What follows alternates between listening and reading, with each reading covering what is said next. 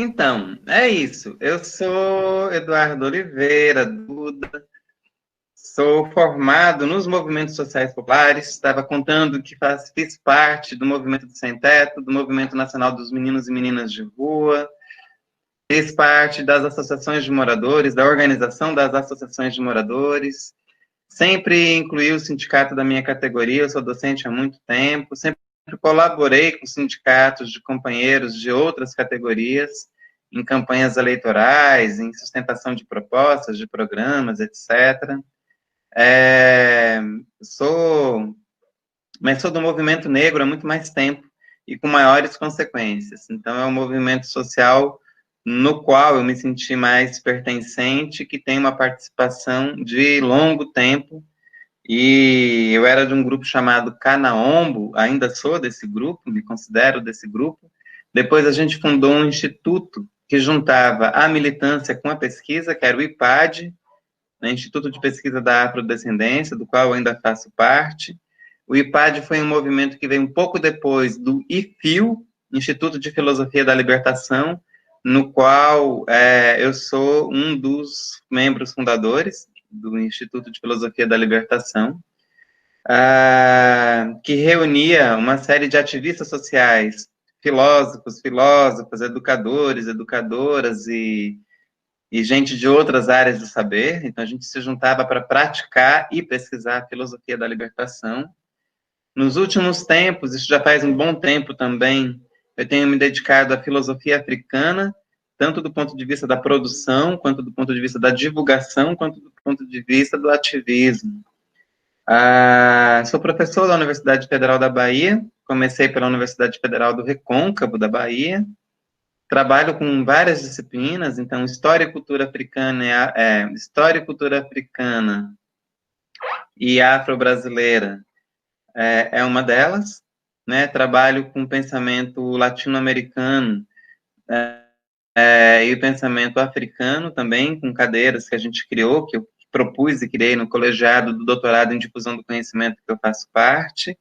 Enfim, faço parte do GT da ANPOF, de Filosofia da Libertação, Filosofia Latino-Americana e Filosofia Africana, e integro também a área de Filosofia Africana da ABPN, né? Então, na sua primeira gestão, eu estava coordenando, junto com a Aline, e agora já em processo de mudança de gestão. Enfim, eu integro vários coletivos, todos eles afins de praxis de libertação. Eu junto na minha formação a questão de ser ativista social, que eram as minhas metamorfoses, de ser acadêmico, pesquisador, docente, de ser também agora um tanto artista, com a poesia, de ser poeta. E tenho meu principal pertencimento, o modo como eu realmente me entendo no mundo, que é a coisa que eu menos falo publicamente, mas é a que mais me informa sobre mim, que é a minha iniciação no Ifá, no sistema Ifá, que é uma religião de matriz africana, que anda ali para a passo juntinho com o candomblé. E, além de tudo, de vez em quando, brinco de ser capoeirista. Sou um vagabundo capoeirista, mas que não tem treinado e não tem entrado em muitas rodas, porque sem treinar não dá para entrar em roda. Mas eu penso muito o mundo a partir da capoeira, e a capoeira vive muito dentro de mim. Muito embora, como eu estou confessando aqui publicamente, eu estou vagabundo no mau sentido, estou treinando muito pouco para ser vagabundo de verdade, que é o vagabundo profissional da capoeira, né? Aquele que se trabalha a vida inteira para se tornar um vagabundo profissional, ou seja, para vadiar gostoso junto com os malungos na roda. Enfim, muito rapidamente, essa é um pouco a minha apresentação, e eu, obviamente, integro o coletivo da FIO Brasil, e agora também, recentemente, da Mundial. Legal, Duda. Duda, e é legal que a gente vê você falando, né? Não percebo, pelo menos, te conhecendo e sabendo um pouco da sua trajetória e caminhando junto há algum tempo com você, inclusive, a honra de tê-lo como um dos mestres que eu admiro muito e que eu aprendo muito. Me parece que quando você fala, você não fala como um ego cogito, sabe? Como sujeito individual, né? Me parece que você integra aí que o seu falar já é um falar coletivo, né? Essa é uma característica de atuar em perspectiva de libertação, né? O que é isso, né? Atuar em perspectiva de libertação. A gente poderia dizer que você atua nessa perspectiva, né? Em toda essa praxis que você nos relata. E qual é a diferença de atuar em perspectiva de libertação, né? Isso tem uma característica singular ou não, né? Não sei se eu me fiz claro na pergunta. Não, perfeito, Hugo, perfeito. Então, nego, para mim é assim, olha, eu sempre desconfiei dos modelos de produção do conhecimento que é centrado na pessoa, né? Ou seja, no indivíduo. Eu supervalorizo a expressão singular de cada um e de cada uma, sem a menor dúvida. Né? Quando eu penso no coletivo, isso não significa que subsume-se a expressão individual, singular de cada pessoa. Mas é que eu tenho consciência que por mais excelente que a pessoa seja, por mais articulada, inteligente, por mais instruída, por mais bem formada, por mais, enfim, relevância política, acadêmica, né, artística que essa pessoa tenha, ela não se faz sozinha, de maneira alguma. A gente sempre é o resultado de muitas outras pessoas, como diz o Gonzaguinha. Sempre. Isso não é uma escolha, isso é uma condição do nosso modo de existir. Então, por que quando a gente está produzindo conhecimento, a gente vai fazer a escolha pelo individualismo, né? Pelo ego? Eu tento sempre estar nos coletivos de produção. Então, essa é a ideia. Porque eu tenho pensado justamente essa ideia de sujeito coletivo de produção do conhecimento. Então, hoje, para mim, não é mais importante, por exemplo, tal ou tal autor. Por mais que eu admire, por mais que eu seja um admirador e até um discípulo ou um ex-discípulo, mas aqui, para mim, hoje interessa muito mais os sujeitos coletivos de produção de conhecimento, que no meu caso, são muitos os sujeitos coletivos. Perdão, no meu caso, eu tenho sempre escolhido a religião de matriz africana, e aí o Ifá e o Candomblé particularmente, mas as religiões de matriz africana como um todo, a capoeira Angola e os quilombos, né? Então, esses são os 3 sujeitos coletivos dos quais eu tenho pensado, produzido e atuado de maneira articulada, né? De maneira conjunta, de maneira reticular, em rede mesmo. E a gente é isso, né? A gente é uma rede. Então, a gente tem aí nosso grupo de pesquisa, que é a Rede Africanidades. Aliás, um salve para todo mundo que é da rede, aí espalhada pelo Brasil todo. E a gente se esmera na perspectiva de se articular em torno de redes. Então, na afirmação de propostas coletivas, né? Ou seja, um diagnóstico mais preciso e mais contundente em relação ao mundo que nos cerca e ao mundo abrangente, e a proposição de superação dos problemas e desafios que a gente enfrenta. Então, é isso exatamente, ou seja, não colocar, assim, se livrar de uma vez por todas daquela história do gênio filosófico, né? Ai, o Platão, ai, o Hegel, ai, o Descartes, ai, o Habermas, ai, o Dussel, ai, o Kusch, ai, não sei quem. Não, a gente é em relação, né? Em relação a outros e a outrens. E aí a produção do conhecimento fica muito mais potente, fica muito mais gostosa, fica muito mais prazerosa e tem muito mais consequência e impacto social, que é o que a gente deseja. E isso é libertação?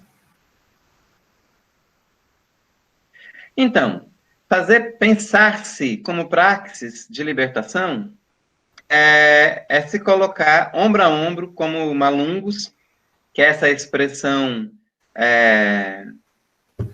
banto, né, de quando os escravizados eram traficados, né, pelo escravismo criminoso do continente africano aqui para a diáspora, então você se colocava ombro a ombro do lado do outro, como companheiro de viagem, aquele que sofre as mazelas, mas também os prazeres, né, de uma tal deriva, né, de uma tal mudança de vida, de território, de perspectiva, ainda que forçada. Então, ou seja, forçada pelo ambiente externo a você. Então, andar de ombro a ombro com o outro, né, lado a lado, junto, é uma perspectiva de libertação. Mas só será uma perspectiva de libertação se provocar, né, liberdade, ou seja, se manter e aumentar as liberdades públicas e as liberdades privadas. Não é possível que a libertação seja alguma coisa que se diga apenas de maneira individual. Não é possível que libertação se diga de uma maneira apenas abstrata. Não é possível que a libertação também se diz apenas de alguma maneira pragmática. Então, a libertação, ela tem os vários campos. Então, ela atravessa nosso campo do juízo, nosso campo do raciocínio, nosso campo do pensar, nosso campo do sentir, nosso campo energético, nossa capacidade de abstração teórica, nossa capacidade de articulação social, nossa capacidade de ampliar as liberdades para além do nosso ego, ou seja, tem uma dimensão pública efetiva, pública / política efetiva. Não é possível pensar a liberdade sem que as condições materiais para o seu exercício não estejam dadas, como comer, como ter saúde, como mobilidade social, como moradia, como arte, enfim. Praxis de libertação se gera processos concretos, efetivos e reais de libertação. Intrapessoal, pessoal e extrapessoal. Então, tanto a nível do inconsciente, quanto a nível na sua relação consigo mesmo, com a sua consciência e com os sócios. Então, não dá para separar as esferas, não é? De libertação. Não é possível ser livre dentro de mim e fora de mim não ser livre. Não é possível ser livre sozinho quando o outro está passando fome ou está morrendo de coronavírus por falta de estrutura social, né, da política de saúde. Não é possível ser livre quando uma pessoa tem mestrado, doutorado, graduação, e uma boa parte da população não tem acesso à formação e à informação. Ou seja, a liberdade é alguma coisa que se dá rimando o público e o privado, o consciente e o inconsciente, os viventes e os ancestrais. Não é possível ser livre sem ancestrais livres. Não é possível a liberdade sem que ela seja um exercício e contínuo e permanente. Então, filiar-me a grupos de conhecimento a vida inteira, produção de ação social a vida inteira, é uma busca permanente de produzir a liberdade em ato, em pensamento e em gosto. Gosto estético, né? Legal. Duda, é impossível não partir daí, penso, né? Pelo menos como eu tenho pensado essas nossas conversas, trazendo isso que está acontecendo nesse momento, né? Estados Unidos em chamas, né? Não é por causa da morte de um afro-americano, mas é por conta de toda uma situação secular, né, que também nos aflige aqui no Brasil. Quero trazer alguns nomes aqui muito recentes que vêm na minha cabeça agora: João Pedro, Ágata, Cauê e os dois Cauãs, né? Não, os dois Cauês e o Cauã são crianças recentemente assassinadas pela polícia, todas são negras, periféricas, né? Crianças, estamos falando aqui de, no máximo, 14 anos, se eu não me engano, o mais velho foi o Cauã, né?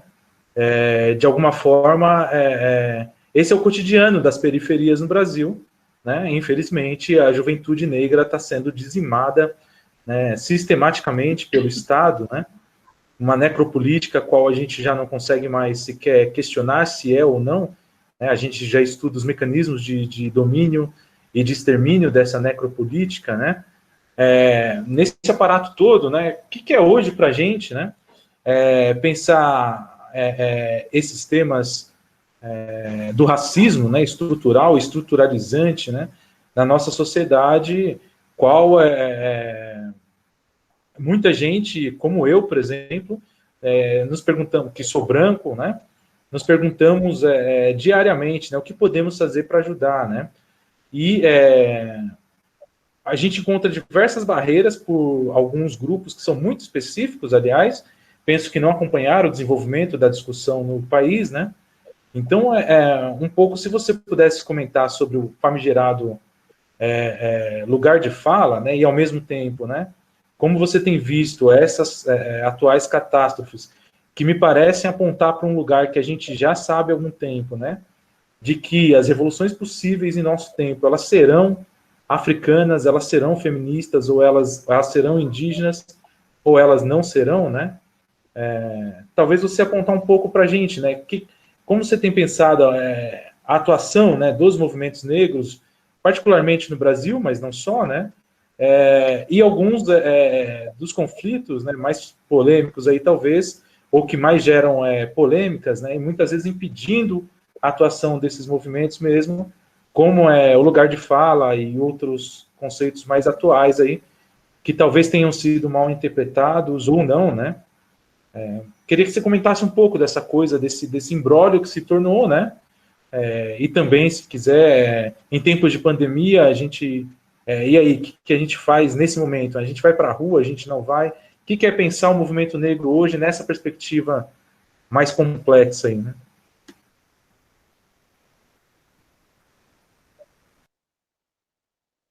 Massa. Então, são várias perguntas dentro da sua pergunta. Eu vou tentar tecer um comentário a respeito disso, né, a respeito delas. Eu quero começar, Hugo, dizendo que, falando rapidamente do racismo. Por incrível que pareça, se eu pegar, por exemplo, vou pegar aqui essa história da filosofia no mundo ocidental ao longo de 2800 anos. Então, a gente tem 1.800 da dita filosofia ocidental, sem que não tenha um único tratado filosófico ou um livro de maior vulto, de maior importância, que tratasse sobre essa questão, o racismo. Por que, afinal de contas, as pessoas são racistas? O que faz uma pessoa ser racista? O que faz uma civilização inteira ser racista? O que é o racismo? Né? É uma pergunta básica, pergunta fundamental, é uma pergunta que atravessa, não, só um minutinho. Desculpa, estou pedindo água aqui para vir, porque, enfim, estou aí brigando com uma virosezinha.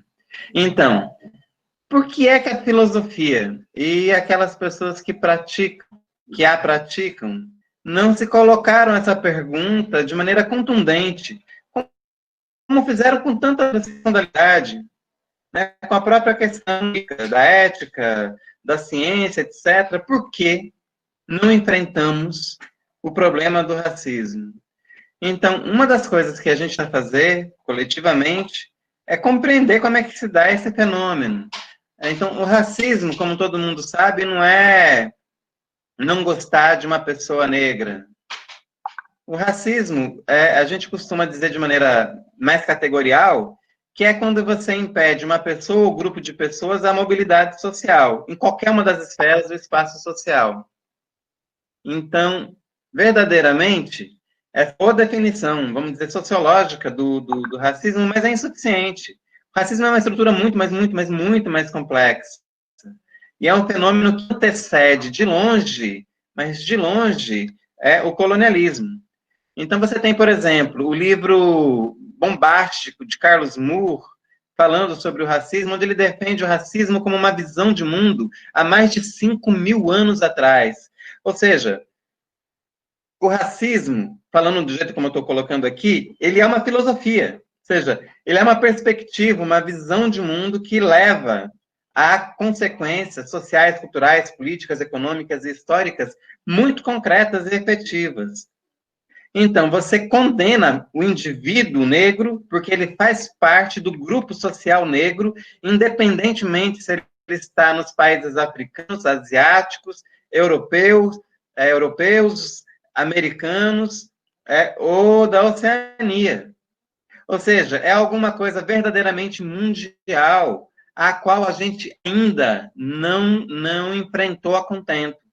O racismo, quando a gente fala racismo estrutural, porque ele faz parte das estruturas de poder, das estruturas econômicas e das estruturas de imaginário de uma sociedade. Combater o racismo não é apenas produzir políticas de inclusão, que é absolutamente necessária, as famosas ações afirmativas, mas as políticas de ação, né, de ações afirmativas. Agora, isso é insuficiente. Isso combate o sintoma, mas não a causa. A gente precisa, para combater o racismo, um pouco o que eu dizia antes, conseguir articular as dimensões consciente e inconsciente, individual e social, dos viventes e dos ancestrais, da política e da economia, da cultura e da linguagem, da história, enfim. Eu digo sem erro, sem me permitir o erro nesse momento, de todos os campos, de todas as áreas de saber, de todo tipo de construção narrativa. Por ser estrutural, o racismo, ele está presente em toda, veja, em toda e qualquer estrutura, subjetiva e ou coletiva. Desse modo, se a gente não pensar em profundidade o racismo, a gente não vai combater em extensão os seus efeitos. Então, veja, o que está acontecendo nos Estados Unidos, o que está acontecendo no Brasil, é expressão desse racismo.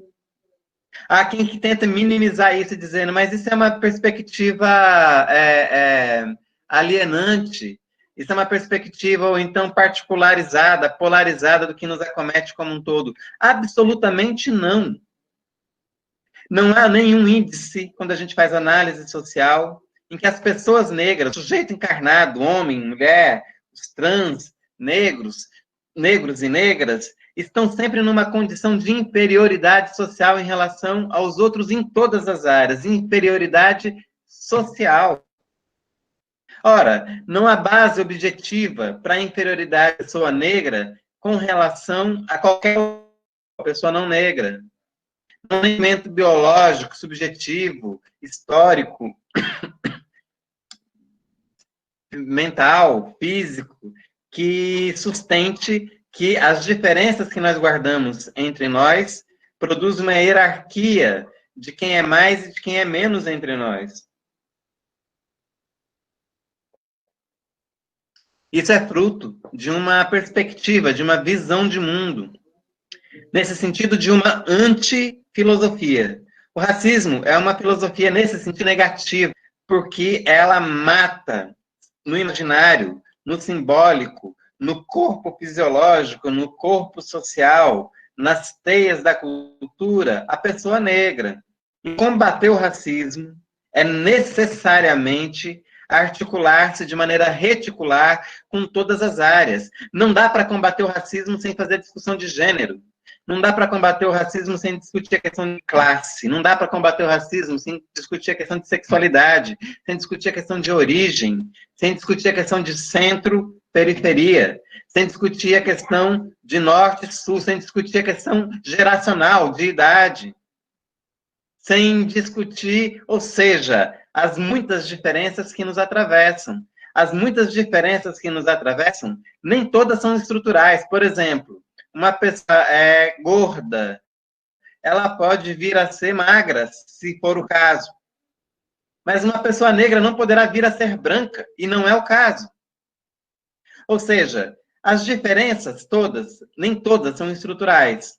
O racismo e a questão de gênero, o sexismo, são duas questões estruturantes, estruturais. Elas são instituídas e instituintes, e devem ser atacadas nessa sua dupla inserção no mundo.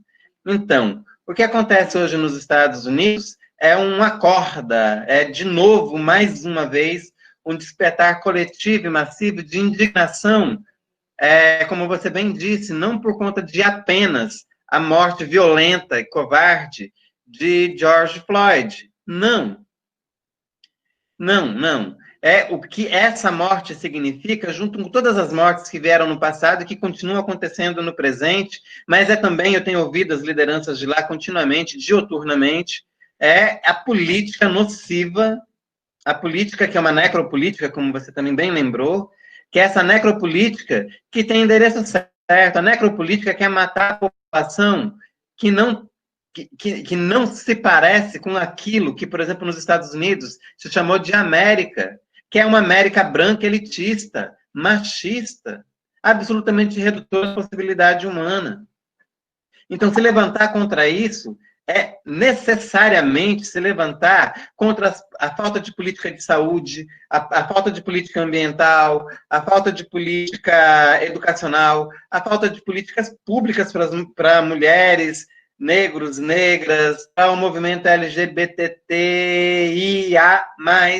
e assim por diante. Ou seja, acabou para mim, eu tenho defendido isso, por mais que seja polêmico, para mim acabou o tempo dos discursos de gueto, que, ou seja, aqueles discursos de identidade para dentro de uma identidade coletiva. Isso foi muito importante para a nossa afirmação histórica, e eu estou totalmente a favor e fiz parte disso. Eu fiz parte disso desde o início, eu posso dizer.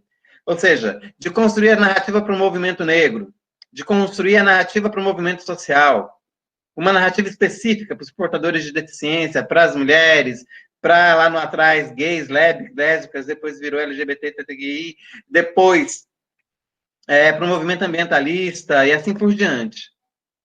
Agora já não é mais tempo disso, isso já está afirmado. Agora a gente precisa efetivamente entender que o meu problema, como um homem negro, que tem um filho, menino negro, ser exterminado a qualquer momento pela polícia ou outros fatores sociais, por exemplo, como o grande espectro do mundo das drogas, por exemplo, e outros tantos, da violência urbana. Agora, eu preciso entender que esse problema é um problema meu e do meu grupo étnico-racial de pertencimento. É um problema que nos atravessa como um todo. O problema da mulher não deve ser um problema jogado no colo das mulheres para que elas tenham que resolver o problema do machismo. Se eu estou falando de relações de gênero, os homens estão aí implicados e os homens precisam combater seus privilégios e reeducar-se nas relações de gênero. As mulheres também precisam reeducar-se nas relações de gênero. Precisam se reeducar nas relações étnicas raciais. Ora, agora essa educação não é idílica. Ela passa por confronto, ela passa por conflito, ela passa por luta, e ela tem protagonismo. A mulher é a protagonista na luta pela afirmação da mulher.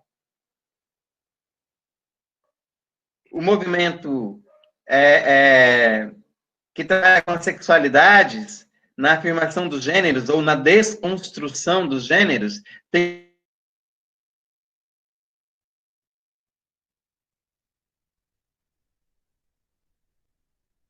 um protagonismo nessa seara. A libertação é reticular, ela é articulada em rede. É quando eu me entendo, mesmo eu não sendo mulher, eu me entendo fazendo parte das relações de gênero, desconstruir em mim o machismo, mas também entre os meus colegas, mas também esse machismo nas colegas que ainda não se libertaram do machismo. Porque, infelizmente, machismo, né, o sexismo e o racismo são transversais a todas as pessoas em todas as esferas sociais. De modo que, eu não sei se eu estou me alongando muito, e também fiquei um pouco aqui empolgado, mas, assim, de modo que eu não tenho a menor dúvida de que as mudanças estruturais no planeta inteiro passam por esses sujeitos coletivos, sem dúvida nenhuma, porque foram sistematicamente, ao longo do tempo, ao longo de eras, não é? Então, eu primeiro me referi que é 2.800 anos do pensamento ocidental, pelo menos. Então, assim, tem sido vítima preferencial de um discurso fascista, que leva à morte física, simbólica, ancestral, afetiva desses sujeitos. Esses sujeitos, homens, mulheres, negras, negros, trans, etc. esses sujeitos, tendo sido a vítima preferencial do sistema de opressão, passa a ser o protagonista preferencial dos sistemas de libertação. Então, agora, nesse tempo de pandemia, eu não estou defendendo aqui que as pessoas, todas elas vão para a rua e todas elas fiquem em casa. Não, estou defendendo uma pluralidade de ações e de atitudes. Não quero nunca ocupar esse lugar do juiz e dizer o que as pessoas têm que fazer. O que eu sei é que temos que barrar o autoritário e fascista que nos assiste. Aquele que fala um discurso de democracia e faz a prática do autoritarismo é o cínico.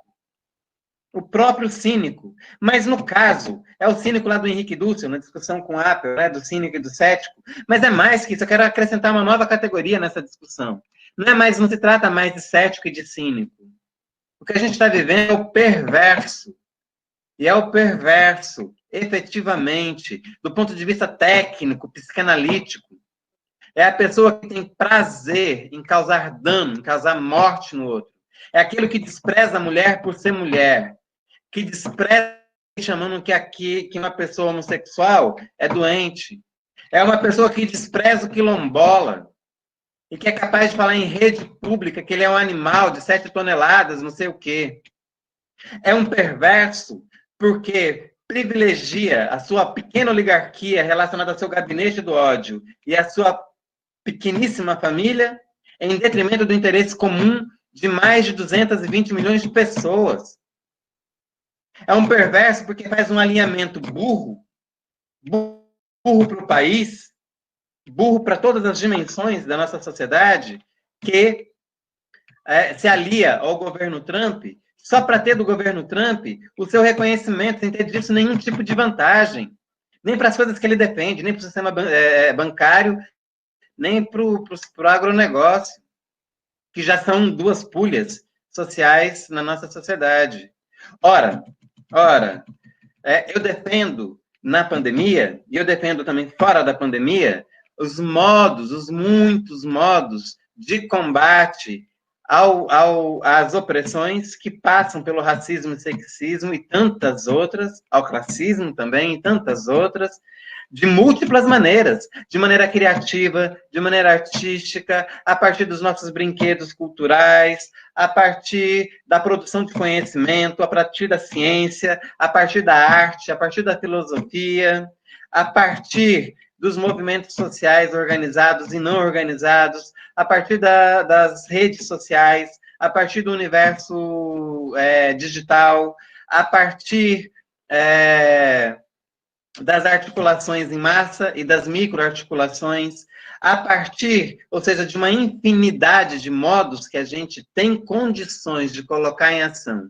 Agora, o que eu tenho defendido no momento atual é que a gente coordene, articule essas múltiplas ações para ter maior impacto social e, por exemplo, pedir a deposição e a cassação da chapa Bolsonaro-Mourão, para que a gente possa ter melhores condições de gerir o nosso Estado. Mas eu estou muito além dessa história do Estado.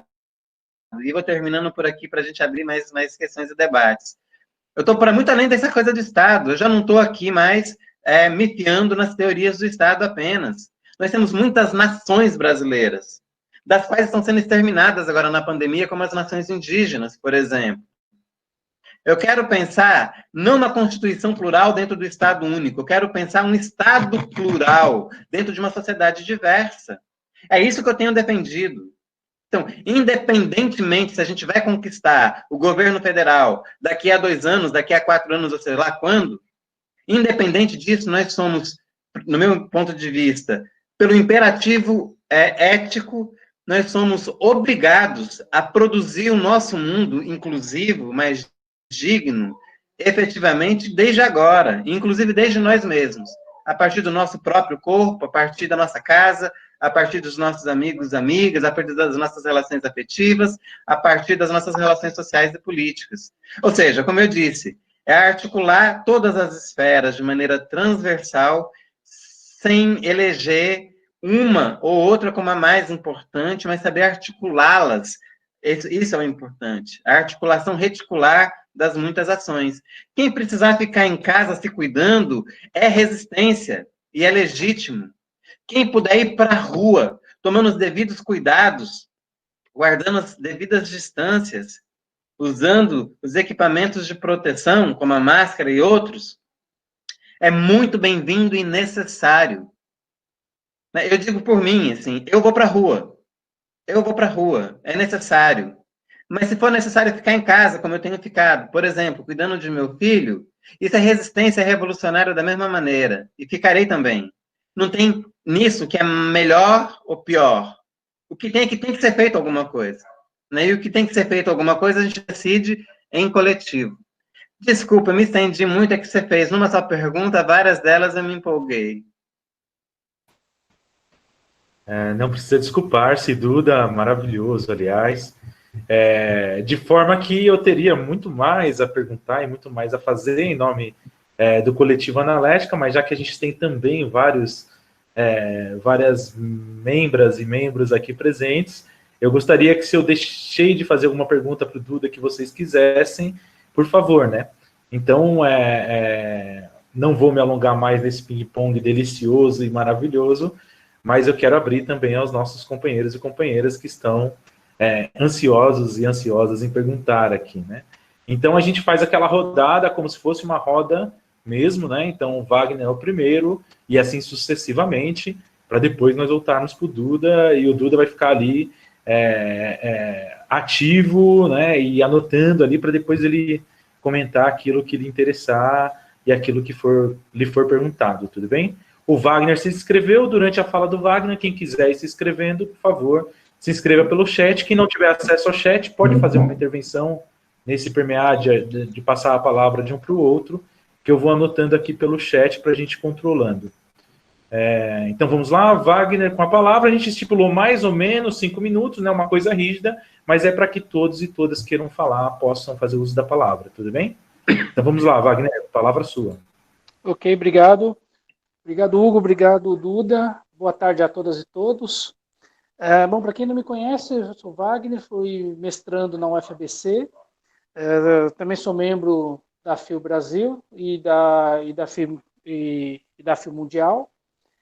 E, Duda, eu fiz algumas anotações, mas é uma coisa bem rápida. Uma coisa que você falou, que sempre que você menciona isso, reverbera em mim, enfim, algumas de suas falas, inclusive a primeira vez que eu te vi falando sobre estética, o seu termo deriva. E hoje você trouxe algo que eu ainda não pelo menos não me recordo de você ter falado, do estar à deriva ombro a ombro. E aí, dentro disso que você falou, inclusive a Leonor fez uma observação muito interessante aqui, que a liberdade é um termo eurocêntrico. O que eu queria, assim, o que eu queria que você dissesse, assim, talvez elucidasse um pouco mais. Pensando nesse momento que nós estamos vivenciando, pandemia, um movimento fascista, uma luta antifascista, enfim, isso que estamos presenciando em nosso dia a dia, nosso cotidiano. Você falou de ter um filho, vocês conhecem a minha esposa é negra, então o meu filho tem essa genética também. Algumas das preocupações que você trouxe, eu como pesquisador e como pai também as tenho. O que me incomodou? Pensar essa deriva, uma coisa que você já tratou, eu já vi você tratando, estar à deriva ombro a ombro, neste momento. Você acredita que nós estamos nisso? Eu percebi, você falou da necessidade de articulação, da pluralidade, mas o Duda saiu. Chegou uma mensagem aqui para mim que o Duda saiu. É isso mesmo? Ele caiu. Caiu, peraí, vamos ver. Ele estava com um problema de conexão lá, ele já volta, vai. Segura, Wagner. Seguro. O problema é que o Duda vai falando, vai empolgando, né? E pessoas, por favor, fiquem à vontade, estamos entre amigos e amigas, e depois vai para a rede mundial apenas, então qualquer pessoa do mundo pode ver, mas não tem problema, né? Estamos aqui para isso, né?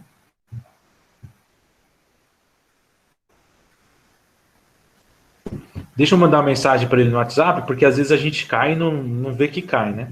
A gente fica com a tela meio parada lá.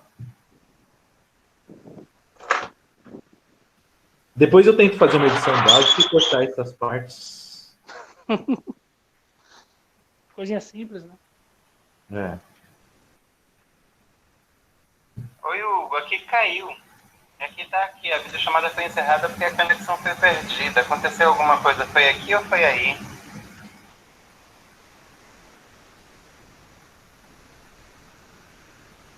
Ah, ele já se deu conta de que caiu. Vamos ver.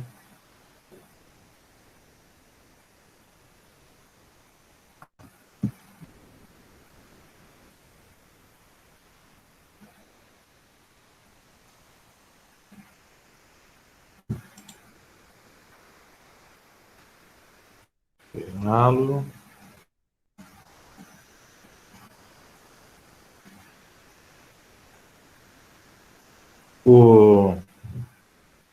Semana passada eu fui à casa do meu pai, ele mora em Pilar do Sul, uma cidadezinha próxima a Sorocaba aqui, e lá a internet é de 3 megas, não alcança 3 megas. Como eu sofri, minha gente, para dar aula remota, para fazer... Horrível, horrível. Estou voltando para lá amanhã. A gente sofre muito, né, com essa infraestrutura péssima que a gente tem de serviço de comunicação nesse momento, né?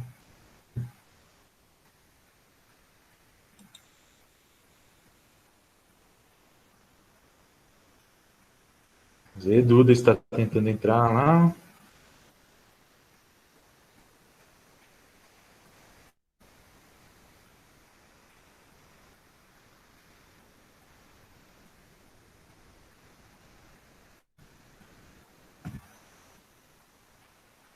Pô, semana passada teve um dia que o Duda fez três videoconferências em um dia, né? Falei, Já tá ficando menino profissional. requisitado. A próxima que a gente vai convidar é a Dil, né? A Dil tá por aqui, ó, a Dil. É mesmo, a Dil tá aí, ó. O Leonor. A gente vai, quem de vocês que está por aqui e quer partilhar conhecimento, tiver disposição para fazê-lo nesse formato, gente, só mandar mensagem para a gente que a gente articula e vamos fazendo pela Analética, pela Fio Brasil. Ô, Hugo, eu vi a presença de uma pessoa aqui que eu li algumas coisas, troquei algumas umas figurinhas lá no Congresso na Bahia. Vou ter a cara de pau de dizer o Lau Santos. Eu vi que ele está aqui e, enfim, é uma pessoa que eu... Do dentro, não. Então, o Lau Lau também... Santos? Quem Lau que tem é? Lau? bastante coisa. Eu não conheço, cara.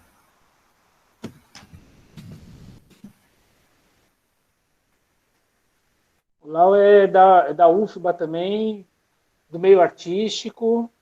Tem enfim, e ele me indicou, me apresentou alguns autores, algumas temáticas de uma pesquisa voltada para a educação, enfim. Tem umas coisas interessantes para poder compartilhar. Já fica a provocação. Muito bom. Wagner, continua sua pergunta para o Duda. Então, agora ele nos ouve. Nos ouve bem, Duda?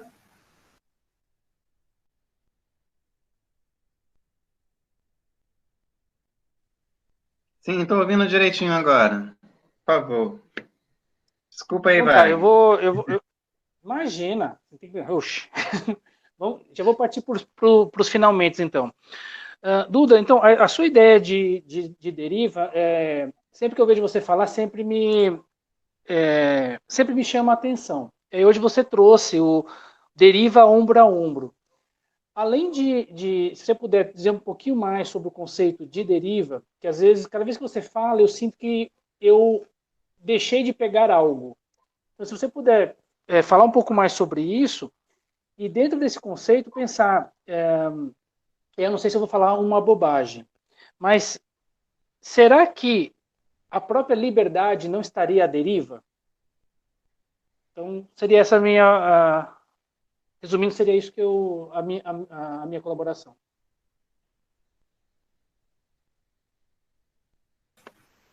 Pessoas, pelo meu controle não tem ninguém inscrito, então vou devolver para o Duda assim vocês vão se encorajando a escrever-se e a atuar no diálogo aí, tá bom? Ô, Duda, quer fazer uma resposta já para o Wagner, ou comentar? Enquanto as pessoas se Beleza. inscrevem, eu acho bacana.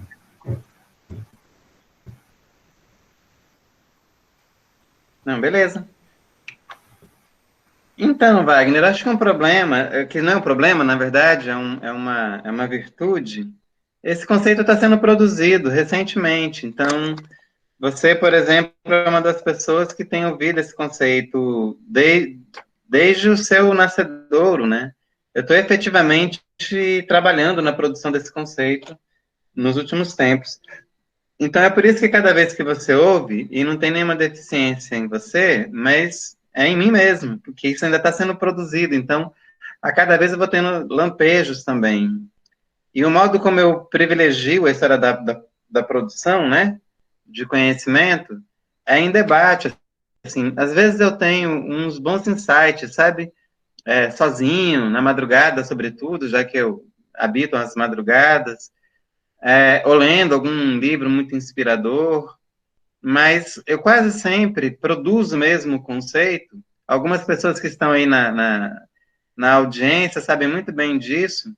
Eu produzo o conceito no trabalho, na praxis. Então, quando eu estou dando aula, eu dificilmente estou transmitindo conhecimento, eu estou pensando junto com a minha turma.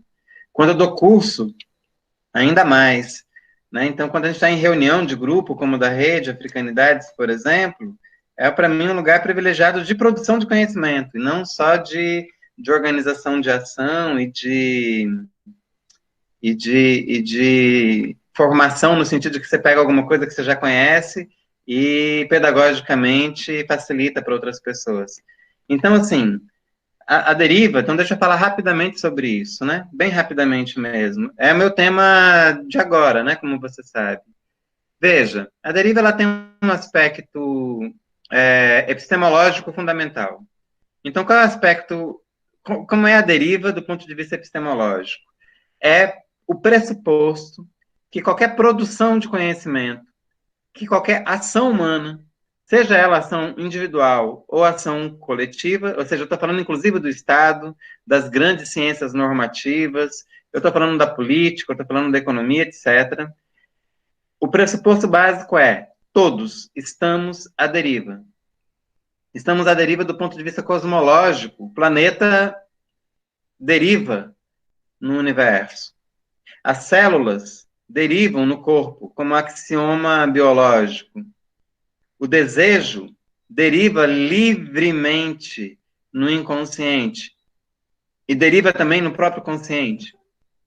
Ou seja, tanto de um ponto de vista estrutural quanto de um ponto de vista singular, tanto do ponto de vista cosmológico, quanto de um ponto de vista pessoal, quanto de um ponto de vista social, a deriva é condição para a existência. Quem existe, deriva. Ela não é uma opção, ela não é uma escolha que eu faço, ela é uma condição para as coisas que eu faço. Então, a gente, ao nascer, deriva para a morte. Isso não é uma escolha. A gente, ao nascer numa sociedade, a gente é responsável pelo meio em que a gente vive. Ou seja, a gente deriva politicamente não por escolha. Não existe, nessa perspectiva, um apolítico, um ahistórico. Não, não, não, não. Viver, pelo menos do ponto de vista humano, mas é também, sobretudo, do ponto de vista da natureza, um ponto de vista ecológico, na qual nós, humanos, estamos contemplados, estamos inseridos. Viver é se relacionar. Relacionar-se é derivar-se de um a outro. É derivar de um eu para um outrem. É derivar de uma posição a outra. Questão de espaço. É derivar de um tempo, né, de um momento a outro. Questão do tempo. Então, nosso trânsito no tempo, nosso trânsito no espaço, nosso trânsito na natureza é permeado, ou melhor, é sustentado pela ideia de deriva. Então, a deriva é uma condição. Se quiser falar em termos kantianos, eu não tenho nenhum problema de falar em termos kantianos. Então, se eu quiser falar em termos kantianos, é um a priori. Derivar é uma condição para a produção do conhecimento. Portanto, quando eu penso políticas fixas, por exemplo, para a economia, por exemplo, para as ações afirmativas, por exemplo, para a educação, estão fadadas a fracassar, porque elas não acompanham a matéria fina da qual é constituída a vida. A vida é derivante. Existir é derivante. Essa é uma dimensão epistemológica da deriva. Mas há uma outra condição, uma outra característica da deriva, que é a questão estética. Ou seja, a deriva é a condição epistemológica para a criação. E a criação aqui não é só da arte ou de obras de arte. É a criação na história, na política, na educação, em si mesmo, é recriar-se, é reconstituir-se.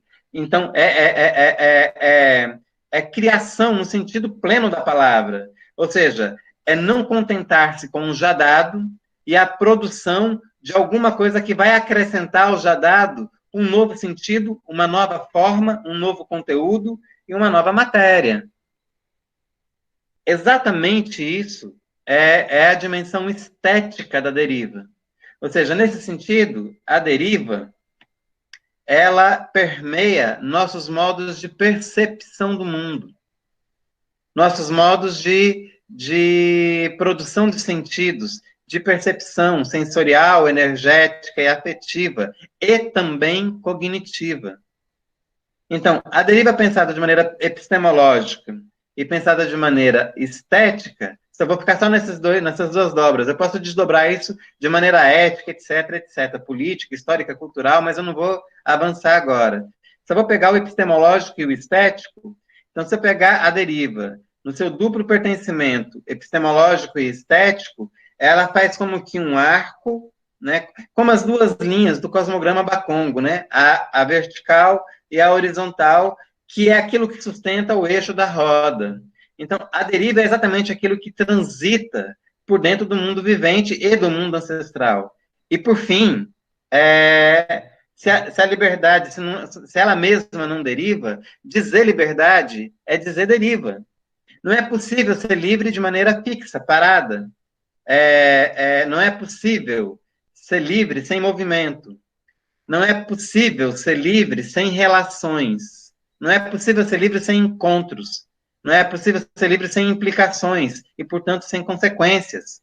Então, é por isso que até a noção de erro e acerto é um incômodo para isso. Talvez o certo e o errado não sejam as melhores palavras, né? Então, a gente vai produzindo efetivamente, vai literalmente produzindo movimento, esse movimento de liberdade, ampliando as liberdades públicas e privadas, produzindo gozo, produzindo bem-viver, que são os meus critérios para essa conversa, tendo a liberdade como esteio. Ou seja, liberdade é exatamente o bem-viver em derivas de encontros e de relações. Wagner, dá para desdobrar isso por muito mais, mas eu não estou conseguindo acompanhar aqui o ritmo das perguntas, mas imagino que já tenha mais gente inscritas, então a gente vai seguindo com a conversa. Vamos, teremos muitas outras, com certeza. Evelyn, Natália e Bárbara na sequência, pelo que eu captei. Se estiver esquecendo de alguém, por favor, me lembrem. Evelyn, a palavra é sua. Oi, tá dando para me ouvir direito? Eu ouço. Primeiramente, pedir desculpa se eu meio que gaguejar, porque eu estou um pouquinho nervosa. Você eu comentou também. sobre fazer parte de religião de matriz africana, e eu também faço. E falando de uma visão aqui um pouco mais de base e tudo mais, alguns amigos meus, eles se identificaram melhor com a cultura africana por parte das lendas e tudo mais. Isso ajudou muito, tanto com questão de coletivo, eu ainda sou aluna de universidade, ainda estou na formação de filosofia, e foi tão enriquecedor que, ano passado, chamaram o coletivo negro da faculdade, chamou uma mãe de santo para fazer uma palestra e tudo mais.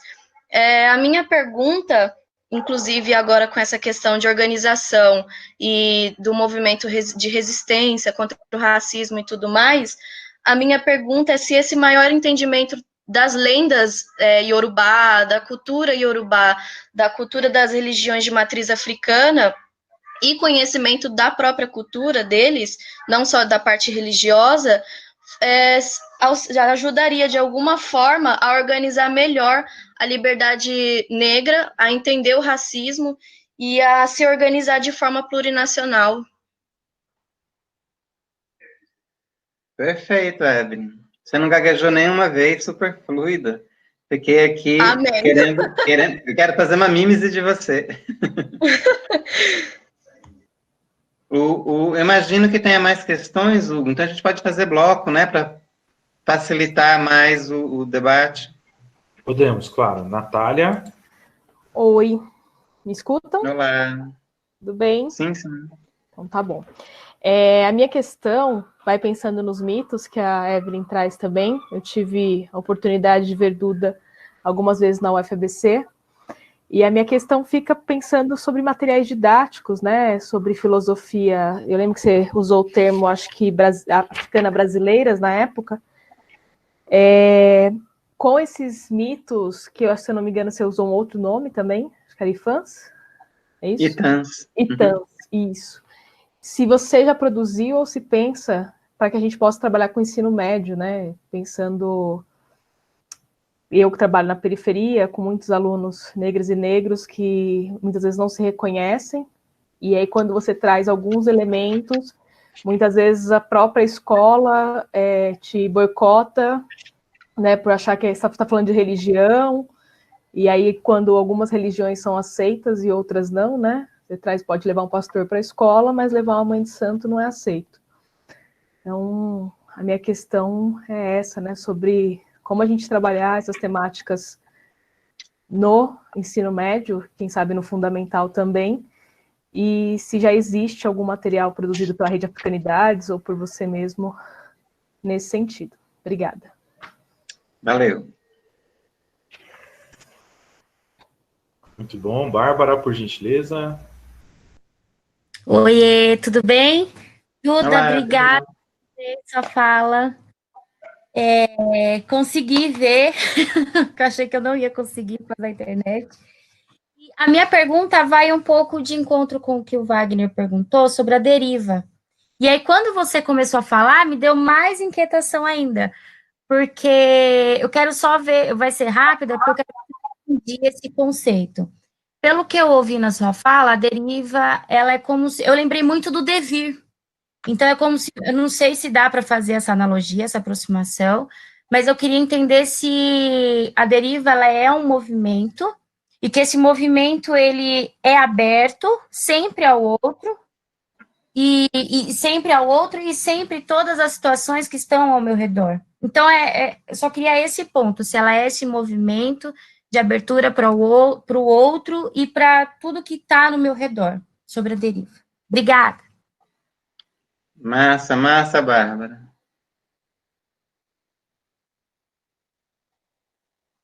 Eu acho que você pode ir comentando, Duda, esses três, depois, se mais gente quiser falar, a gente adiciona aí. Então tá, bora nós. Então, já que eu estou aqui com mais pessoas que é da tradição religiosa africana, eu peço a benção, né? Já antes de começar aqui tinha pedido licença aos ancestrais, como sempre, mas peço a benção aos meus mais velhos, se estiverem aqui, aos meus mais jovens também. E um pouco isso é a palavra, né? Palavra é, como a gente fala, esse efon, essa energia, que quando a gente utiliza a palavra, a gente movimenta essa energia no mundo todo, né? Para o outro, mas também esse outro é o outro animal, vegetal e mineral. Então, a benção e vamos nós. Eu acho que os mitos, né? Então, eu falo Itã, porque é como a gente fala em Urubá. Então, para fazer esse exercício também de descolonizar a nossa linguagem, usar as palavras desde a sua matriz, nesse caso, etimológica, né? Então, como é uma cultura hoje muito sintetizada pelos iorubás, pelos nigerianos de língua iorubá, então a gente fala Itan. O Itan, na minha opinião, é um modo de nos dizer, ou seja, o Itan é aquele que traz, que mantém nossa memória ancestral, e que quando a gente aciona o Itan, ou seja, quando a gente o resgata via memória e via oralidade, ele nos coloca diretamente em contato com o mundo dos nossos ancestrais, com a experiência dos nossos ancestrais, que nos precederam e nos deram a condição de existir aqui, mas com a necessidade de a gente atualizar esses conhecimentos para responder aos problemas colocados na nossa realidade, na nossa contemporaneidade. Então, o Itan é essa ponte que liga antepassado com vivente, ancestral conosco, né, com os crentes, com os que estamos nesse plano, nesse tempo de vida. Ora, se o Itan nos diz, eu quero dizer assim, o Itan nos traduz, né? O Itan é aquilo que, independente da produção de conhecimento acadêmica, que nos relegou a um lugar negativizado na história do pensamento e na história do mundo, o Itan, ele faz exatamente o contrário, ele nos afirma com uma força muito singular. Eu, sem dúvida, sem titubear nem um pouco, a relação entre os mitos, né, os Itãs, os ritos que atualizam os Itãs nos contextos contemporâneos, e o corpo, que é quem materializa essa memória em ação pragmática no mundo, é a relação triádica mais forte e importante que a gente tem. Todas as três amparadas, obviamente, no nosso substrato principal, que é a natureza. Então, assim, acessar esse modo de conhecimento, acessar esse modo de viver, de ver o mundo, de sentir o mundo, de compreender e intervir no mundo, é uma maneira muito peculiar, muito nossa, de se entender dentro das religiões de matriz africana e que, como modelo civilizatório, pode ser estendido a qualquer um, a qualquer povo, em qualquer tempo, em qualquer espaço. Então, essa é o tamanho da força. E quando, por exemplo, uma mãe de santo vai até a escola, né, uma zeladora de orixá, uma yala orixá, vai até a escola, chega a ser um absurdo que ainda tem aquelas piadinhas, que a veja num lugar folclorizado, né, racializado, enfim, porque as mães de santo, nossas zeladoras de orixá, nossas ialorixás, essas mulheres, assim como os homens, os babalorixás, assim como os babalaôs e as yanifás, por ofício litúrgico, eles mantêm no corpo e na sua memória individual a memória do corpo coletivo e da memória ancestral de nosso povo. Então, eles são nossos principais referenciais. A biblioteca que a gente tem que recorrer cada vez que a gente quer saber efetivamente alguma coisa. Tem muita produção já hoje, didática sobre isso. Tem muita produção dita acadêmica, assim, para formação, e tem muito material didático e paradidático. Então, uma acadêmica, por exemplo, pensando metodologias próprias, metodologias nossas, há várias metodologias, isso vale um debate à parte. Eu trabalhei com isso já, trabalhei e trabalho com isso há bastante tempo, de pensar nossas múltiplas pedagogias, né? Não só as filosofias da educação para pensar a população negra, e particularmente os terreiros de candomblé, umbanda, molocô, etc., mas também as pedagogias, o modo de como fazer isso nas salas de aula e nos espaços de formação. Então, a Jubene, que eu não sei se está aqui ainda, mas estava, que está aqui compondo a nossa live, ela fez um trabalho aí particularmente relacionado a essas metodologias, né, de como a gente sistematiza e propõe essas metodologias a partir das religiões de matriz africana, bastante importante no trabalho dela de dissertação, né, então, que está aqui presente e que, imagino eu, pode socializar.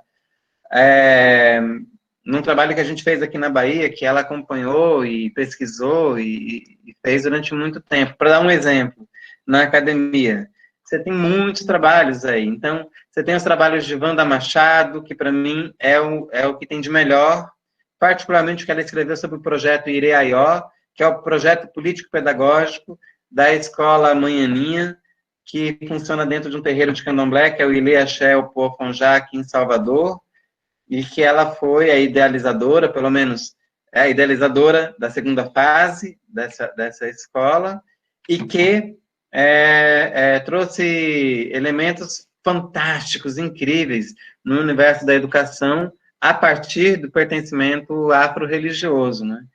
Mas você tem muitas outras experiências em relação a isso. Você tem aquelas pessoas que pensam, as crianças, né, dentro do candomblé, como Estela Caputo, Marco Serras e outros tantos. Você tem, estava aqui também participando, eu estou aqui tentando nomear as pessoas que eu vi aqui no início. Você tem a Leonora Araújo, que tem feito um trabalho bastante incisivo junto às comunidades de terreiro, da porta para dentro, uma vez que ela é EQUED de Oxalá, e também da porteira para fora, uma vez que ela é também professora da Universidade Federal do Espírito Santo. Você tem na produção de material didático muita gente boa. A professora Nória, aqui da UNEB, de Salvador, ela é a pessoa que eu conheço que melhor estudou os livros didáticos para a população negra, para as crianças negras, e que eu super recomendo.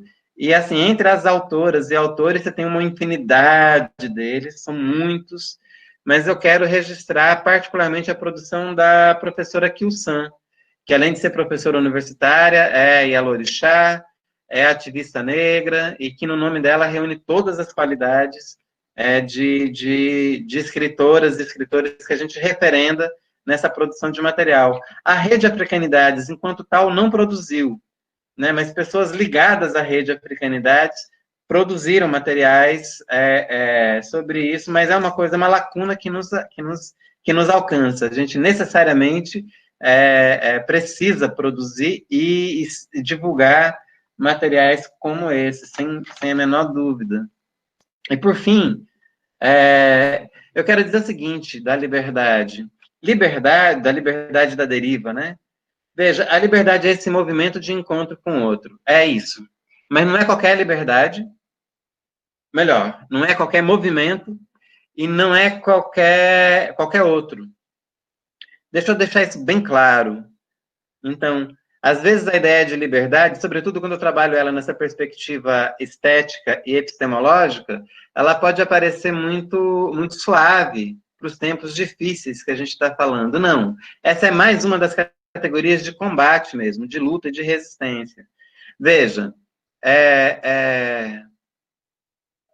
a liberdade não é alguma coisa que dependa do gosto e do juízo individual de uma pessoa. A liberdade se mede pelos resultados pragmáticos sociais que se podem ser inferidos, verificados e atestados. Então, alguém pode falar em nome da liberdade ou em nome da democracia e produzir escravidão e autoritarismo, como a gente está vivendo agora hoje no nosso momento estrutural do país. Então, a narrativa pela liberdade, ou seja, um discurso de liberdade, pode provocar uma narrativa de opressão. Então, a liberdade da qual eu estou falando é possível ser verificável, identificável, responsabilizável. Ou seja, é liberdade aquilo que produz liberdade, ou seja, que tem como produto da sua ação a ampliação de liberdades públicas e privadas. E nesse sentido, a liberdade aqui é o princípio máximo da ética. E como princípio máximo da ética, é elemento estrutural da estética, é o tal do paradigma ético-estético. Então, a deriva é exatamente o que transita entre esses dois paradigmas, o ético e o estético. Ora, a deriva não é qualquer movimento, é como a gente discute na capoeira, não é todo movimento que é capoeirista. Não é todo movimento que é um exercício de liberdade. Então, eu posso ter um movimento de pernas num golpe que mata outra pessoa. Isso não é capoeiragem, isso não é deriva, isso não é liberdade. Mas eu posso ter um movimento que pode ser letal, que só sinaliza para o outro que ele está vacilando, que ele precisa ficar, ou ela precisa ficar atenta e esperta, para exatamente, se estiver num embate com alguém que queira lhe matar, que não morra. Essa coisa de vamos impedir que nos mate. Eles combinaram de nos matar e nós combinamos que não vamos morrer. E por isso a gente precisa dominar o movimento. O movimento, nesse caso aqui, não é meramente espontaneidade. O movimento aqui é da área daquilo que você se acerca dele, se empodera dele, incorpora ele. A liberdade não é alguma coisa que a gente ganha de maneira gratuita. A liberdade não é um tipo de conquista aleatória. É um exercício. Você precisa exercitá-la, realizá-la, botar em curso. Não é possível ser livre sem o exercício da liberdade. Esse movimento de deriva não é qualquer movimento. É que a gente pensa a deriva como aquelas pessoas que estão perdidas, um movimento aleatório, ao acaso. Não. O que eu estou chamando de deriva aqui, do ponto de vista epistemológico e estético, é um movimento de criação. Portanto, tem uma dimensão de espontaneidade e tem uma dimensão de responsabilidade e de intencionalidade. Eu junto essas três esferas. Ou seja, ele não é apenas consciente, ele não é apenas inconsciente, ele não é apenas objetivo, ele não é apenas intuitivo, mas é aquilo que transita entre uma coisa e outra. Portanto, se um movimento que me leva a fazer parcerias, por exemplo, com um projeto autoritário de um governo Bolsonaro, não é movimento de deriva e nem é movimento de liberdade. É contra a deriva como criação e sentimento estético, e é contrário à epistemologia da deriva, que é a epistemologia da liberdade contra a sociedade de controle. Então, a deriva, se tiver que ter uma oposição, é a oposição ao controle. A liberdade se opõe aqui ao autoritarismo. Então, é só fazer esse exercício de pensar essas duas categorias epistemológicas e estética, que é a deriva, em contexto político, histórico e social. Porque elas estão absolutamente articuladas. E, para mim, quem articula tudo isso é o corpo, tanto da pessoa, quanto dos sócios, quanto coletivo. Vamos nós. Que lindo, Duda. É interessante essa articulação que você tem feito, permita-me aqui dizer, e eu coloco hoje como um dos maiores pensamentos do nosso país, justamente nessa perspectiva estética, né? A boniteza do seu falar, que não é uma boniteza ornamental, né? Poderíamos dizer. É uma boniteza engajada, é uma boniteza que não está alheia à praxis, né? Muito pelo contrário, a boniteza que surge justamente da praxis e da efetividade da praxis. Achei muito bacana isso. E aí, gente, podemos encaminhar então para o começo das próximas? Pode, e aí eu posso escrever? Já pega o gancho rapidinho. Não, pode falar, Bárbara, por favor. Fale, não tem problema. Então, ô Duda, eu fiquei... Nossa, foi muito lindo isso que você falou. Eu tava aqui vibrando. Pena que eu não vou ligar minha câmera, senão eu tava aqui descabelando. Ainda bem que não tá ligada. Mas, então, sobre a deriva, ainda é a última pergunta que eu faço sobre. Primeiro, eu queria saber se você chegou já a escrever algo, porque eu estou me interessando muito por esse conceito. Acho que ele vai me abrir muitas portas, academicamente falando, na minha pesquisa. Então, se você escreveu alguma coisa, eu queria, ou se tem algo que você possa indicar que leve a esse conceito, eu queria te pedir indicação. E aí, agora, nessa última fala sobre a deriva, pelo que eu compreendi, é como se a deriva ela passasse à sombra do poder. Só essa, bem curta.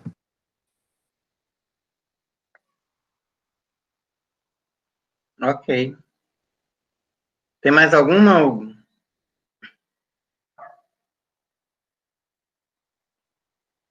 Não, Duda, é isso. E se você já quiser emendar para os inicialmente dos próximos, fique à vontade. Então tá, beleza. Ô, Bárbara, é o seguinte, Bárbara e todos nós. Assim, do modo como eu tenho trabalhado a deriva, eu não tenho visto produções, não, publicações de textos, não. O que tem, mas isso é uma ignorância minha, né? Pode ser que tenha.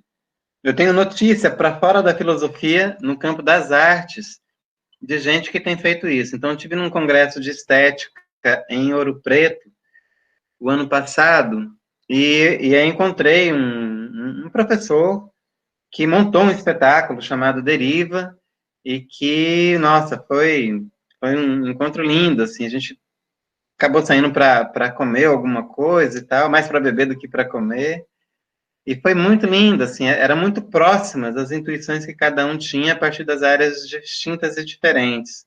Mas como uma elaboração de conceito filosófico, no sentido que eu tenho buscado, eu não tenho encontrado com o nome de deriva.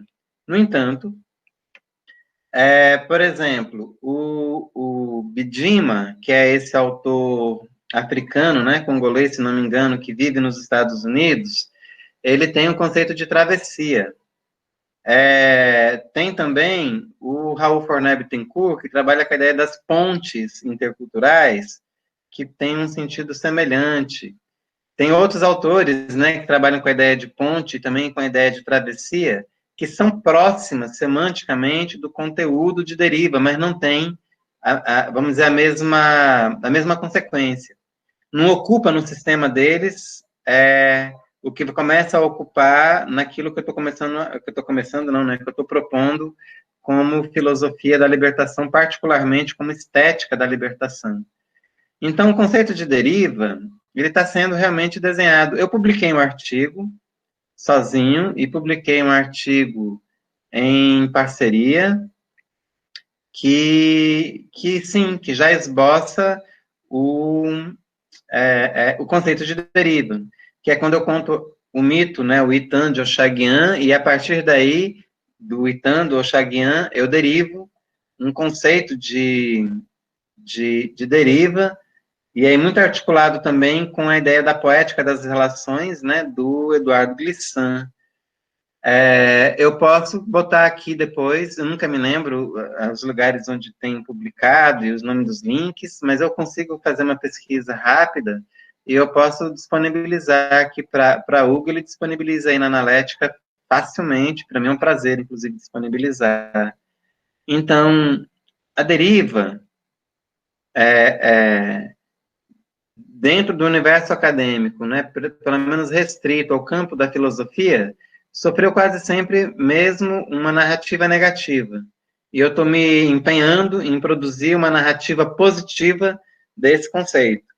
E é um conceito que é bom, importante saber, ele vem na esteira, né, no lastro, dos conceitos produzidos e ainda em produção, que eu estou trabalhando, né, de ancestralidade, de encantamento, de corpo, rito e mito, e agora de deriva e de beleza. Então, vamos dizer, são essas 7 categorias, as categorias que fazem como que eu chamei de plano de imanência dessa filosofia que a gente vem produzindo, né, que a gente vem criando. E aí, assim, a deriva, ela passa à sombra do poder. Veja, a deriva é aquilo que pode efetivamente desestabilizar o poder. Todo poder, inclusive o poder, vamos lá, positivo, proativo, todo poder tende a estagnar-se, tende a alimentar-se do status quo, tende, portanto, a deixar de ser movimento cinema e se tornar fotografia. Ou seja, tende a perder sua potência de mobilidade, né, e de dinamicidade, para se tornar alguma coisa conservadora, ou seja, que se conserva, que conserva aquilo que produziu. Eu estou dizendo de novo, hein? Tanto faz para coisas que valem muito a pena, como para coisas que não valem nem um pouco a pena. Então, tanto o poder utilizado de maneira ética, quanto o poder usado de maneira arbitrária e autoritária. O poder tende a perpetuar relações conservadoras. Mesmo o poder revolucionário nesse tempo, no tempo seguinte, vai ser o conservador do futuro que o subsume. Ora, a deriva é exatamente esse movimento. Agora eu vou colocar aqui, a deriva é primordialmente, até vou anotar, viu, Bárbara? que é uma intuição de agora, eu digo, a gente filosofa junto, né? A deriva é primordialmente uma atitude filosófica. Uma atitude filosófica. Veja, eu lembro do Dussel. A gente estava num debate uma vez, faz bastante tempo já, e a gente discutia qual era o lugar do filósofo da libertação, né? O filósofo tem que educar as massas. A gente falava, mas quem é o filósofo para educar as massas? As massas sabem mais que os filósofos sobre si próprias. Os filósofos têm que ser a vanguarda. Os filósofos têm que escrever textos de filosofia e produzir conhecimento. Os filósofos, as filósofas. E aí eu lembro do Dussel, ele falou, não, os filósofos têm que estar na rua. O papel do filósofo e da filósofa da libertação é aquele que está na rua criticando qualquer tipo de poder que produz opressão. Eu adorei isso. Eu adorei isso. Então, a deriva é exatamente essa atitude filosófica que não se conforma com nenhum tipo de estrutura de poder. Então, se lá no passado eu fui dos núcleos do PT, né, núcleo de bairro, fui coordenador do núcleo de bairro, onde o PT era uma estrutura democrática, reticular, né, autogestionada, etc., etc. Se eu sonhei esse mundo, desde a política feita pelos trabalhadores e trabalhadoras desse país, com uma liderança carismática e incrível, como Luiz Inácio Lula da Silva, e se naquele momento, no meu primeiro momento, que era ainda um momento utópico, isso se tornou tópico, ou seja, se tornou realização poder, no lugar de poder, minha atitude filosófica derivante me obriga, por condição ética e filosófica, de fazer a crítica àquilo que ficou estagnado em governos populares, mesmo como sendo o de Lula. Ainda mais, a fazer a crítica ainda mais árdua, mais ardente, mais contundente, com um governo que é em tudo contra a liberdade, como o do Bolsonaro, por exemplo. Então, assim, a deriva é essa atitude filosófica que me coloca em condição de crítica constante, mas também, isso é muito importante, em condição de criação permanente. Daquela pessoa que não se acostuma ao que foi dado, mesmo se o que foi dado é bom. A filósofa, o filósofo, é uma pessoa inquieta, né? É uma pessoa, nesse sentido, inconstante. Então, a deriva.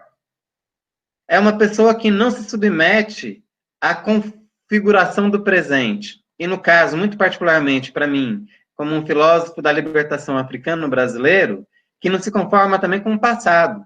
E que tem no passado a sua fonte de ancestralidade e encantamento para produzir encantamento e ancestralidade no presente e futuro. Então, nesse sentido, a deriva, ela enfrenta, veja, nesse sentido, a deriva enfrenta o poder instituído de qualquer grupo, em qualquer esfera, estatal ou de organizações civis. Por outro lado, eu só quero acrescentar aqui como um pontinho, eu não sei se tem mais questões, mas eu quero acrescentar mais um pontinho. A deriva se articula muito com a beleza. Então, o que é a beleza? Eu não vou ter tempo de desenvolver isso aqui. Quem sabe numa outra feita a gente volta aqui para a Analética e fala só da beleza, eu ia amar daqui um tempo, né? Daqui um bom tempo, imagina, porque deve ter uma programação intensa. Mas veja, a beleza é exatamente aquilo que não se controla. É aquilo também que produz sentidos. É aquilo que dá sentido à vida privada e pública. É aquilo que é um valor, um mobile, tanto social quanto pessoal. Tanto do imaginário quanto vamos dizer, das estruturas conscientes. Ou seja, a beleza é aquilo que não se controla e que, não raras vezes, me leva ao encontro do outro. Ou seja, a beleza é aquele mobile que permite que tenha ação, atitude. Então, a junção de deriva e a junção de beleza me dá o conteúdo e a forma de uma filosofia da libertação africano-brasileira.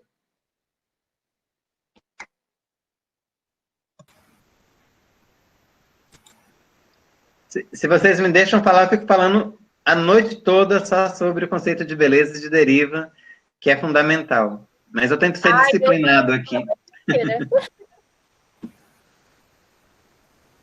Olha só, o Lau estava aqui ainda, Wagner. Veja bem, o Lau também está convidado. Vamos articular junto com o Wagner aí, para você fazer uma analética em prosa também, assim como a Dil, e as outras companheiras e companheiros que quiserem aceitarem o convite aí, a provocação também. Ó, o Lau que não falou hoje, vamos ver o que ele escreveu para a gente, Duda, e aí você já encaminha para os finalizamentos dessa sessão, e aí a gente já se vê numa próxima. Né? Duda, vejo semelhança dessa noção de deriva com a ideia dos situacionistas. O que acha? O Lau é um bamba, né? O Lau é um bamba que está com a gente, então a gente está com ele. E aí eu acho que essa pergunta eu vou devolver para ele responder na live dele com a analética, porque é massa. Mas eu respondo, mesmo assim.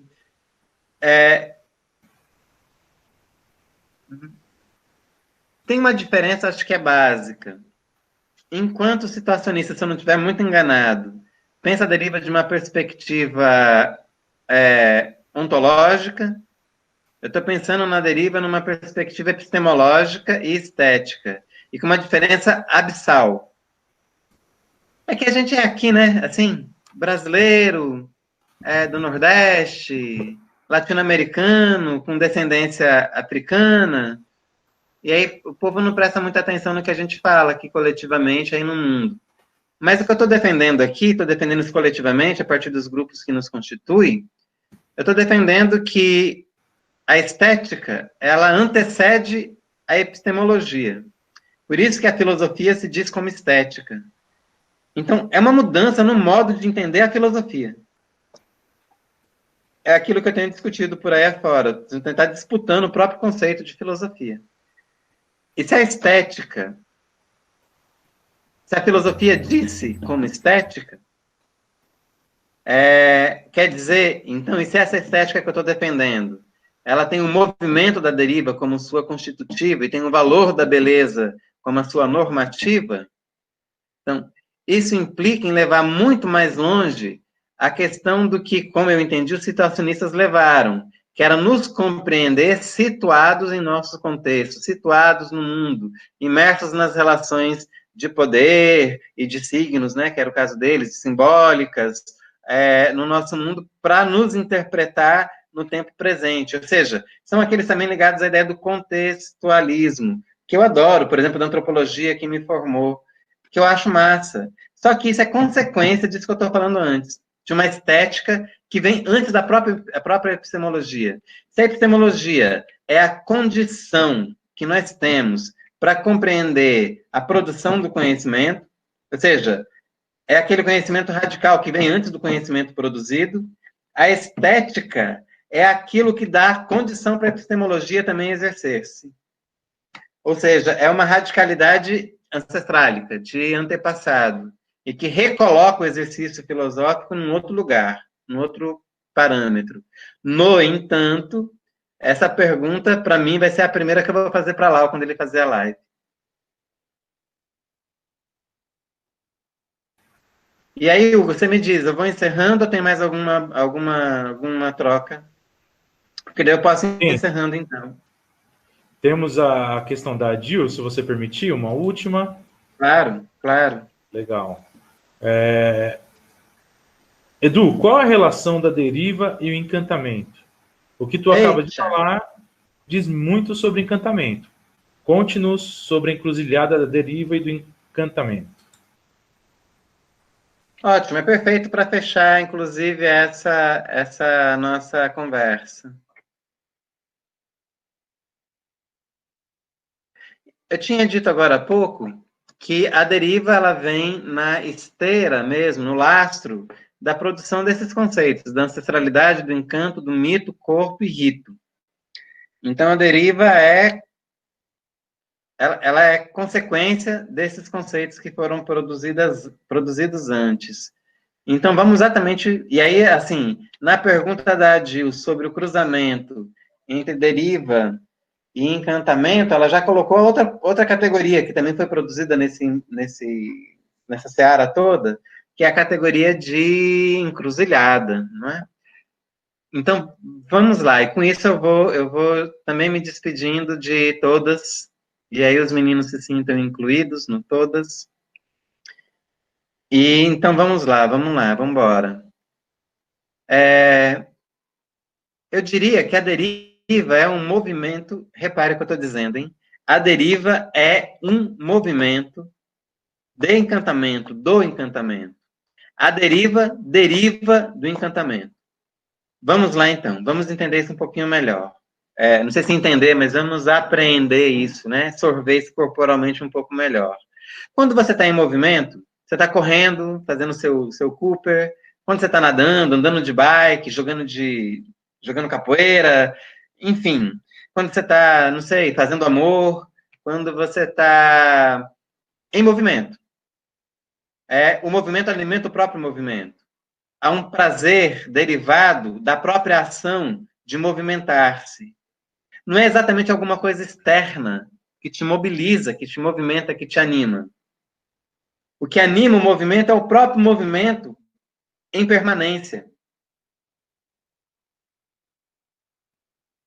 A deriva, ela para de ser movimento, ela deixa de sê-lo, ela fica estagnada quando ela não produz mais o encantamento. Diante de um mundo desencantado, lá na fórmula do Max Weber, que a gente atualiza para os nossos tempos, a gente vive um mundo absolutamente desencantado. Não dá vontade de viver nesse mundo onde um policial sufoca, junto com 5, 6 policiais a seu lado, um homem negro por 9 minutos, algemado, no chão, rendido. Não dá vontade de viver no mundo quando a polícia no Rio de Janeiro, ou aqui em Salvador, ou aí em São Paulo, ou aí no Ceará, em qualquer um dos lugares onde estejamos, entra na casa de uma pessoa com a desculpa que está buscando um bandido e mata um menino. Fuzila um menino. Ou que dá 80 tiros num carro que está passando numa zona das pessoas vindo de uma festa, como aconteceu também lá no Rio de Janeiro há pouco tempo. Não dá para viver num mundo, não dá para ter vontade de viver no mundo porque ele está desencantado com a necropolítica instaurada pelo nosso governo, pelo governo Trump, pelo governo do Boris Johnson, etc. Não dá para viver num mundo onde o racismo, o sexismo e o classismo imperam. Não dá vontade de viver nesse mundo. O mundo está desencantado. Então, a deriva é justamente esse movimento que nos coloca em marcha para a produção do encanto. O encantamento é uma necessidade revolucionária social. O encantamento é revolucionário. O encantamento não é aquela pessoa que olha para uma flor e fica inebriada na sua subjetividade, só ela e a flor. Não. Eu não estou negando esse encantamento que eu possa ter com a flor, que eu tenho, inclusive. Eu só estou dizendo que o encantamento, como a gente tem pensado, não é alguma coisa da esfera do individual, é sim da esfera do singular que se transborda para o social, do social que se transborda para o individual. É isso que eu estou defendendo o tempo inteiro como uma poética das relações, como diz lá o Glissant. Ou seja, a deriva, o movimento da deriva, é aquele que produz, mantém e atualiza o encantamento. Portanto, o encantamento é aquilo que deriva dos atos criativos, mas nem toda criação, isso é muito importante também, nem toda criação me leva ao encantamento. Eu tenho criação como por exemplo, a criação da bomba atômica, como a criação, por exemplo, do Ministério dos Direitos Humanos, com a liderança que a gente tem agora, a Damares, que não é nenhuma criação, quer dizer, que criou-se algumas políticas que é absolutamente anticriativas, perversas, desmoralizantes da vida e dos próprios direitos humanos, e da própria família, lá do Ministério da Família. Ora, o encantamento é justamente um dos critérios que a gente pode utilizar para identificar qual ação é ou não ética. E não há encantamento que não esteja relacionado à beleza. A beleza é valor e critério para a identificação do que é o ético. E aí a gente ultrapassa a dimensão que o Euclides nos ensinou e que a gente segue com ele, e acrescenta um ponto a mais. O Euclides coletivamente, no IFIL, produziu aquelas 4 grandes condições da ética, né? Condição material, econômica, a condição de formação, informação, a condição pública, política e a condição ética propriamente dita. Eu acrescento, há também a dimensão estética como critério da ética. Ou seja, o encantamento é um resultado de uma ação de encantamento, de uma ação derivante, criativa, capaz de produzir inclusão, a manutenção e a ampliação das liberdades públicas e privadas. E dizendo isso, eu saúdo esse mestre, para mim, absolutamente ativo, sem dúvida nenhuma, a pessoa que melhor conhece, que mais trabalhou pela filosofia da libertação aqui no Brasil, quiçá um dos grandes expoentes na própria América Latina, da rede de economia solidária, de colaboração solidária, que é o Euclides André Mansi, que é um antepassado para mim, assim como eu já tinha citado o Dulce, que é um antepassado vivo para mim, o Cushi, que eu citei, que é um antepassado vivo para mim, mas tantos e outros, que aí se colocam no caminho, e a gente é fruto do movimento desses nossos mais velhos, como no Candomblé, que pavimentaram um caminho para a gente chegar até aqui. Então, eu tenho que continuar, eu não posso só receber essa herança, e vou terminando assim, eu não posso só receber essa herança e ficar no privilégio, no gozo da herança recebida. Quem recebe esse tipo de herança ancestral tem o dever ético de estender o encantamento a partir de processos de deriva criativa, produzindo cada vez mais beleza e liberdade. Um super beijo para vocês. Aqui um super reconhecimento para esse coletivo da Analética. Uma gratidão enorme para Hugo, que me trouxe para cá outra vez. E um beijo enorme, um abraço muito apertado, que a gente não está podendo dar fisicamente, mas a gente pode dar virtualmente, em todas as pessoas que estiveram aqui conosco, que já foram, que vão entrar depois e que estão aqui presentes agora.